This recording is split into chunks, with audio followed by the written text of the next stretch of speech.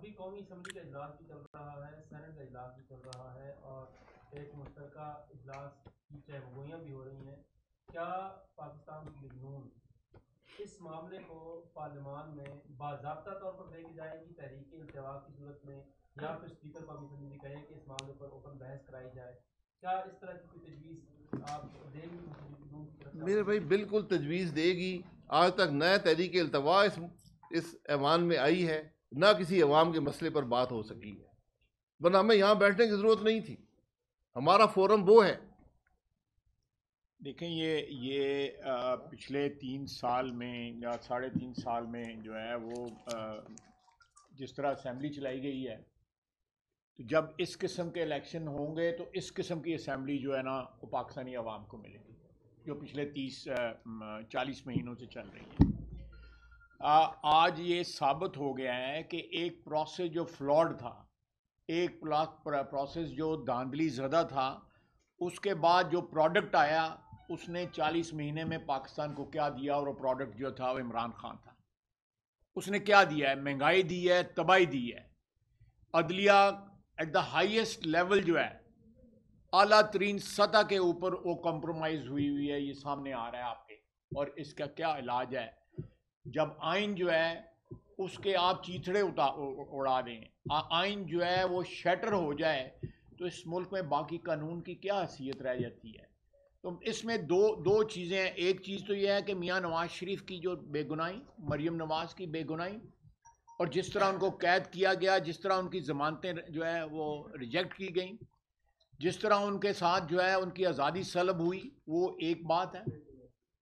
اور دوسری بات یہ ہے کہ اس کو ڈائریکٹلی، جس طرح شاہد صاحب نے کہا کہ الیکشن کے اوپر اثر انداز ہوئے، اور اس الیکشن کا جو رزلٹ آیا وہ تو 4 الیکشنوں کے حلقوں کی بات کرتا تھا عمران خان، اور 35 پنکچروں کی بات کرتا تھا. یہاں تو سارے کا سارا الیکشن، اور ان تمام حلقوں میں ہم دوبارہ جیتے. وہ 4 حلقوں کی جن کی بات کرتا تھا ہم دوبارہ جیتے. 2018 میں بھی جیتے، ان میں میرا بھی حلقہ تھا. تو یہ سارا پروسیس جو ہے فلاڈ ہے. اس وقت تمام انسٹیٹیوشنز جو ہیں، آئینی اداروں کے اوپر ایک سوالیہ نشان آ گیا ہوا ہے، جس میں سپریم کورٹ کا چیف جسٹس جو ہے اس وقت کا ملوث نظر آ رہا ہے. ہائی کورٹ جو ہے اسلام آباد کا وہ ملوث نظر آ رہا ہے. اس میں اسمبلی جو ہے ملوث نظر آ رہی ہے. اسمبلی پروڈکٹ ہے اس الیکشن کا، جس کے اوپر یہ سوالیہ نشان آئے ہوئے ہیں. اور اس کے بعد جو ہے سب سے بڑا اس وقت کا الیکشن کمیشن جو ہے وہ فلاڈ ہے. یہ سارے آئینی ادارے ہیں. تو اس وقت تو آئینی جو ایک عمارت ہے پاکستان کی، وہ زمین بوس ہو چکی ہے. اور ایک ہی علاج ہے کہ فوری طور کے اوپر جو ہے پاکستان کے جو عوام کا جو حق ہے، آئینی حق جو ہے، وہ دوبارہ ان کو دیا جائے، اور وہ نئی حکومت جو ہے، نئی اسمبلی، نئی ادارے جو ہیں منتخب کریں. اس کے علاوہ کوئی چارہ نہیں ہے. کون جو ہے مریم نواز کو، میاں نواز شریف کو، اور باقی جو لوگ جو قید کیے گئے، ان کو کون وہ آزادی جو سلب ہوئی تھی ان کون کمپنسیٹ کرے گا؟ یہ اس وقت آہستہ آہستہ جو کوئی 2018 جولائی میں ہوا وہ سارا ایکسپوز ہو رہا ہے. سارے کردار سامنے آ رہے ہیں.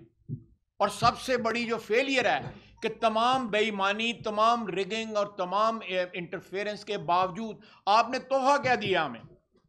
اس ملک کی تباہی اور مہنگائی اور سارے کا جو ہے وہ پیامبر بن گیا عمران خان. اس کے اپنے بندے جو ہے اسمبلی میں نہیں آتے، اس کے پاس ووٹ نہیں ہے آج اسمبلی میں. اور کس طرح ووٹ اکٹھے کر کے وہ جو ہے وہ جوائنٹ سیشن کرنے کی کوشش کر رہا ہے. تو سیاسی طور پہ، اخلاقی طور پہ، آئینی طور پہ، قانونی طور پہ عمران خان اس وقت دیوالیہ ہو چکا ہے. اور ساتھ ساتھ ہمارے آئینی ادارے بھی جو ہیں.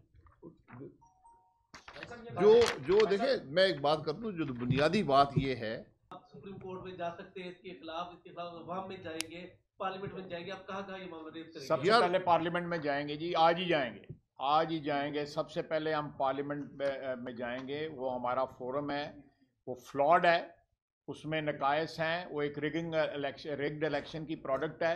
لیکن پھر بھی ہم وہاں پہ یہ مسئلہ وہاں پہ اٹھائیں گے، اور اس کے بعد قانونی جو چارہ جوئی جو ہے، یا وہ کنسلٹ کر کے جو ہے وکلا سے وہ بھی کریں گے انشاءاللہ.